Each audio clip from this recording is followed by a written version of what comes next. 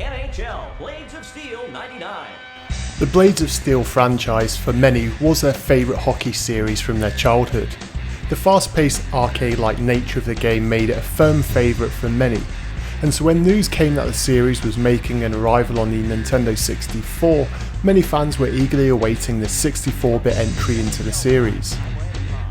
Developed and published by Konami in 1999, NHL Blades of Steel 99 features the official NHL license, which gives the game a fantastic level of polish by way of the licensed teams, players and so on.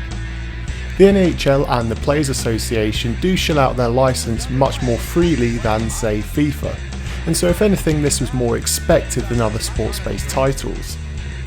Being released in 1999, the game features everything from the 98 to 99 season, and there are 3 game modes in the game, which are Exhibition, Season and Playoffs. With support for up to 4 players and the series being known for its intense gameplay, it was sad to see that Konami really failed to capture the same levels of fun other entries into the series had. With both EA and Acclaim having their own successful hockey games in their own right already on the console, NHL Blades of Steel 99 can't quite seem to find its own niche in the market. Booting up the game gives you quite a cool action-packed intro sequence, and it gives you the impression that this game would be attempting to be like NFL Blitz, but only for hockey. As soon as you enter a matchup though, it quickly becomes apparent that NHL Blades of Steel 99 tries to take itself far too seriously. Instead of trying to have an ultra-quick arcade-like game, the game runs so slowly that you'll wonder if the players in the game are on ice or if they're just treading water. The speed of the game is just non-existent, and for a game which should contain quick breakaways, you're often left with a game which becomes a chore and a bore to play with how poorly it runs. This too is further enhanced by the game's controls. If you head into the options menu, you'll see that the configuration is basic, and it contains very little in terms of skills and control depth that you may already be accustomed to.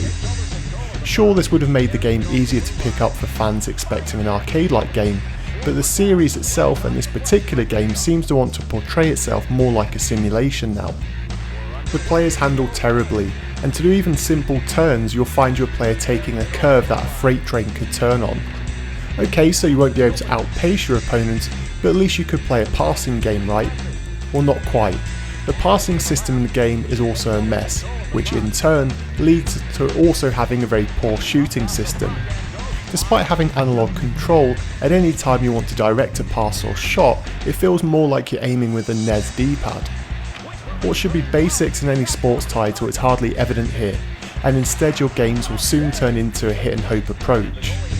There are multiple times in the game where players will catch on one another or on the side of the rink and get stuck, often causing your opponent to take full advantage. The game itself feels like you're up against a power play even with equal teams. Now I know I've been quite negative, but there are some positives to the game. Although not for everyone, I do feel that the graphics do a fair job of representing ice hockey, as there are some nice lighting effects and the overall television style presentation does look fantastic. It's common to see camera cuts, awesome replays and the camera swinging and panning at various points in the game. If you pay close attention, you'll also see some minor nice touches such as reflections on the ice and the glass around the rink. Sadly though, not only are the players slow moving, but so is the frame rate. The game stammers along with the game coming to a crawl when there are more than a few players on screen. If you get a scramble at the goal mouth, you almost get a sense of the game entering some sort of Matrix style slowdown motion effect. Clearly it's not what Konami would have wanted. If you're a fan of Randy Hahn, you'll be pleased to know that he adds his vocal talents and skills to the game, but even his top-notch delivery in the game and the sharp audio is not enough to justify perking up this game. And so for today's topic of conversation, I'd love to know what you'd have done with NHL Blades of Steel as a franchise. Would you have gone all out arcade and gone up against Wayne Gretzky's series, or do you think that Konami stood even a chance against the likes of EA, who already had fantastic player animations and experience of delivering solid sports titles on the console? Let me know your thoughts in the comment section down below, and until next time.